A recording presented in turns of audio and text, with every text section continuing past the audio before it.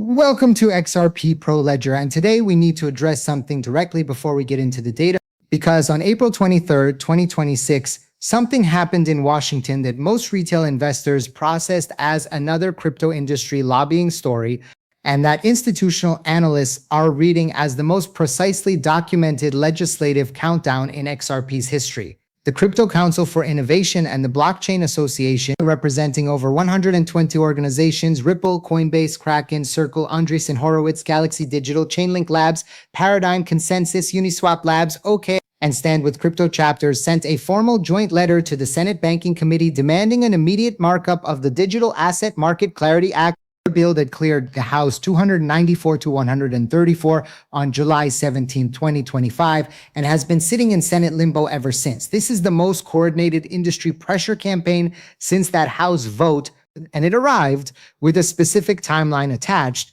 that makes everything that follows analytically urgent. Senator Cynthia Lummis confirmed a May markup at the Bitcoin 2026 conference on April 28th, calling it the last chance before midterms. Senator Moreno issued an ultimatum on April 22nd, demanding passage by the end of May or the bill is shelved until after midterms. And Brad Garlinghouse visited Washington April 13th through 15th for direct meetings with Senators Hagerty, Moreno, Scott, Boozman, and White House crypto coordinator Patrick Witt, returning to say publicly that he knows we are closer than ever. Stay with this analysis through to the end, because I am going to walk through the precise mathematical relationship between Clarity Act passage and XRP's market capitalization expansion from $86 billion to a range of $300 billion to $610 billion,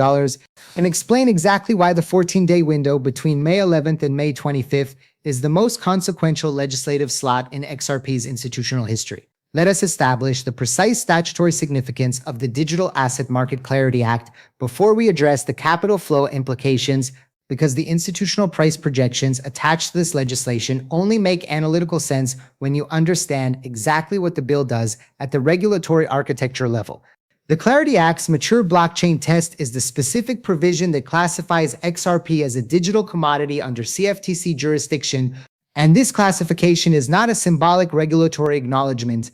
It is the statutory determination that removes every compliance barrier that has been preventing institutional deployment of XRP at full scale under current regulatory conditions. The absence of explicit federal legislative commodity status for XRP means that every regulated financial institution deploying XRP must maintain its own independent legal analysis of whether that deployment creates securities law exposure, an analysis that different institutions reach different conclusions on, creating the compliance fragmentation that makes industry-wide XRP adoption inefficient and legally risky. Clarity Act passage replaces every institution's independent legal analysis with a single federal statutory determination, the same kind of determination that makes gold, oil, and Bitcoin deployable by regulated institutions without securities law overhang. The 6 demands in the 120 organization joint letter are the specific provisions that institutional legal teams have identified as necessary for that compliance architecture to function correctly, and their explicit enumeration in a letter signed by the most credible names in the digital asset industry is the institutional community telling Congress precisely what language must survive the markup process. The 6 legislative demands in the joint letter deserve individual analytical treatment because each one addresses a specific compliance barrier that different categories of institutional participant need removed before they can deploy capital at full scale, and understanding them individually reveals the breadth of the institutional deployment wave that Clarity Act passage would trigger simultaneously. The stablecoin reward preservation demand addresses the banking sector's concern that yield-bearing stablecoins represent deposit flight risk, and its inclusion signals that the 120 organizations are prepared to accept language that manages banking sector concerns, as long as the core market structure framework is preserved intact. The SEC and CFTC clear authority delineation is the provision that eliminates the regulatory jurisdictional ambiguity that currently creates dual regulator compliance risk for every institutional XRP deployment, and it is the provision whose absence has been the primary legal barrier for banks evaluating XRP-based payment infrastructure. The DeFi developer and decentralized technology provisions address the regulatory certainty requirements for the ODL corridor ecosystem and XRPL-based application development that makes XRP's cross-border payment utility commercially viable at institutional scale. The network token certification provision creates the formal process through which XRP's mature blockchain status is officially documented in the federal regulatory record, creating the compliance certainty artifact that investment committee approvals require. And the 50-state unified baseline eliminates the state-by-state licensing complexity that makes building XRP infrastructure across the US banking system prohibitively expensive at the operational level. I want to address Brad Garlinghouse's Washington visit from April 13th through 15th with the analytical precision it requires because the specific senators he met with and the specific statement he made at the Semaphore World Economy Summit on April 13th contain more institutional signal than most retail commentary has extracted from them. Garlinghouse met with Senators Hagerty, Moreno, Scott, and Boozman, four of the Republican senators whose votes are most relevant to the Clarity Act's markup and floor vote pathway, and White House crypto coordinator Patrick Witt,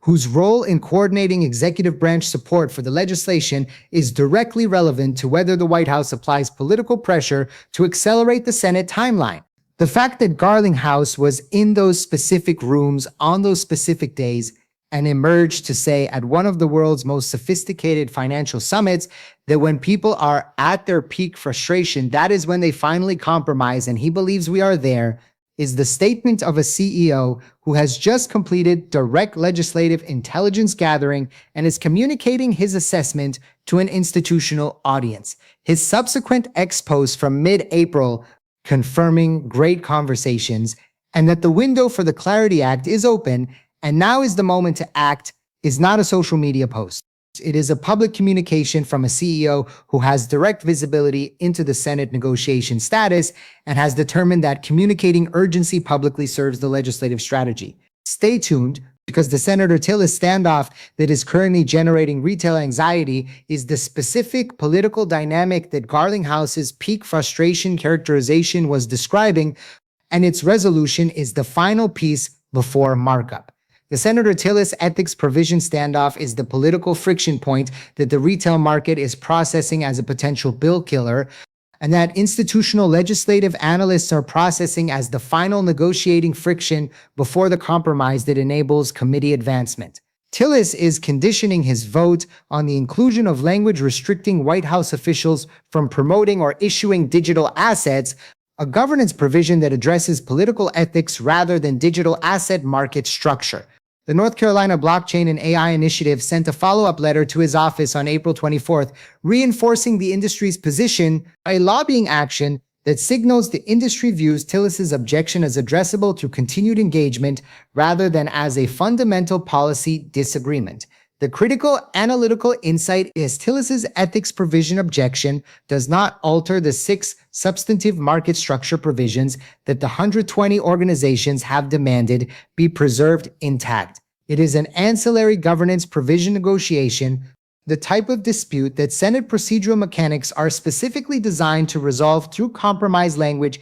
in the final hours before a committee vote. The legislative history of every major financial regulation bill in recent memory includes exactly this type of last-minute governance provision negotiation, and the resolution mechanism is always the same: compromise language that satisfies the objecting senator's stated concern without altering the core statutory framework that the primary stakeholders require. The timeline arithmetic that makes the end of May a legislative hard stop, rather than an aspirational deadline, is the analysis that transforms the Clarity Act from an important future event into an urgent present tense positioning consideration. The joint letter was sent April 23rd. The earliest realistic markup window is the week of May 11th, requiring 48-hour notice after final text release, meaning the final legislative text must be circulated by approximately May 9th for an 11th markup to be achievable. The Memorial Day Senate state work period runs from May 25th through May 29th,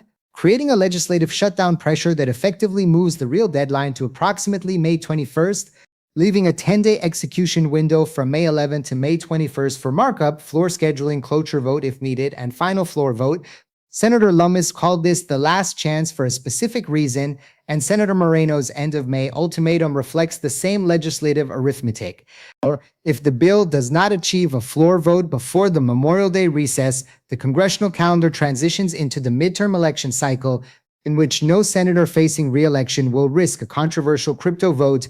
effectively shelving the legislation until after the 2026 midterms, and the new Congress is seated in January 2027, with no guarantee that the bipartisan consensus that produced the 294 to 134 House vote survives the midterm political environment intact. The XRP-specific financial implications of Clarity Act passage are where the institutional research produces its most precise and most actionable projections, and walking through them analytically requires separating the directly measurable ETF channel from the broader institutional deployment channels that commodity classification unlocks simultaneously. The current cumulative ETF AUM for XRP spot products stands at approximately $1.44 billion, accumulated before the Clarity Act has passed, before the commodity classification has been legislatively confirmed, and before the compliance barriers that have been limiting institutional mandate eligibility have been removed. Post-passage analysts are forecasting $4 billion to $8 billion in annualized ETF inflows, a projection that reflects the capital from institutional allocators whose investment mandates require legislative commodity classification before authorizing digital asset exposure. At XRP's current market capitalization of approximately $86 billion, adding $4 billion to $8 billion in ETF inflows alone into a supply structure that has been compressed by systematic whale accumulation and exchange outflows produces a price impact that models to the $5 to $8 range. The upper bound of the $300 billion to $610 billion market capitalization projection reflects the scenario where ETF inflow acceleration is accompanied by full bank participation in XRPL infrastructure deployment, RLUSD, and tokenized real-world asset activity that is already quietly running at approximately $1.80 billion on X, and the utility demand acceleration from ODL corridor expansion across the domestic U.S. payment corridors that the FedNow integration and money transmitter license network have been positioning. The $1.80 billion in tokenized real-world assets quietly running on XRPL is the utility deployment metric that most retail commentary has not yet integrated into its Clarity Act analysis, and it deserves precise contextualization because it represents the organic demand baseline that already exists before the institutional investment channel unlock that Clarity Act passage creates.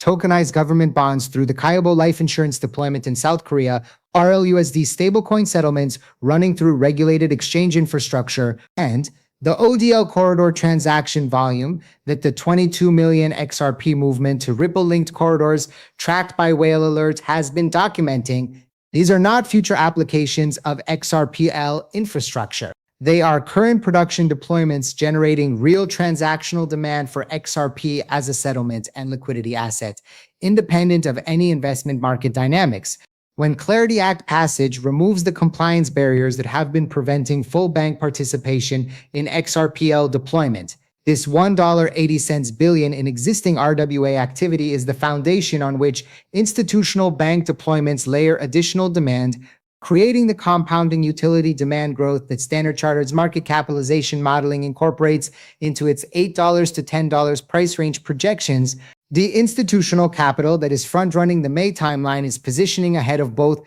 the investment demand channel unlock and the utility demand acceleration that Clarity Act passage enables simultaneously. The coordinated lobbying architecture that produced the April 23rd joint letter is itself an institutional signal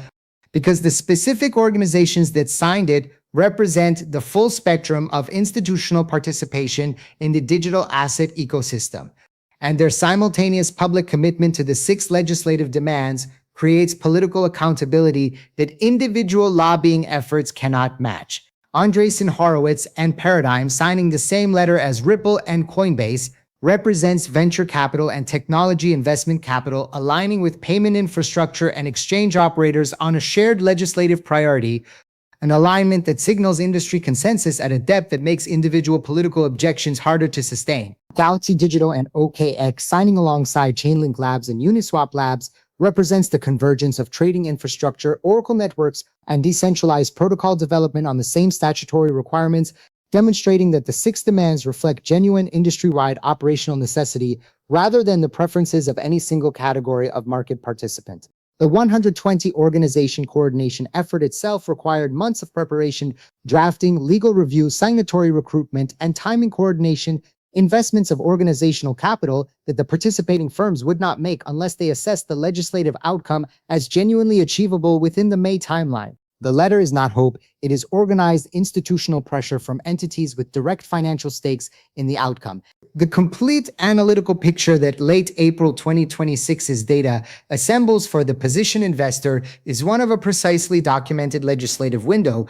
with a specific opening date, a confirmed expiration date, a known set of remaining political friction points, and a documented institutional capital front-running dynamic that the CoinShares flow data has been quantifying week by week. The week of May 11th is the markup window. May 21st is the practical floor vote deadline before Memorial Day pressure closes the calendar. The 48-hour final text notice requirement means the legislative machinery must begin moving no later than May 9th for the timeline to hold. The 6 provisions that 120 organizations have demanded be preserved define the minimum statutory architecture that institutional deployment requires. Garlinghouse's direct Senate meetings and public characterization of the peak frustration compromise conditions being met provide the executive-level intelligence assessment that the negotiation is in its final stage, and the price mathematics, $86 billion current market capitalization expanding to $300 billion to $610 billion on a commodity classification that unlocks ETF mandate eligibility, bank balance sheet treatment, derivatives market participation, corporate treasury allocation, and full XRPL bank deployment simultaneously are not speculative projections. They are capital flow modeling outputs from institutions whose analytical frameworks have been validated by the $119.60 million weekly inflow data and the $426 million single-day Bitwise deployment that preceded this analysis. The window is documented, the timeline is confirmed, the institutional capital is already moving. If this analysis changed how you're thinking about XRP, hit like and subscribe. I drop deep dive breakdowns like this twice a day to keep you ahead of the market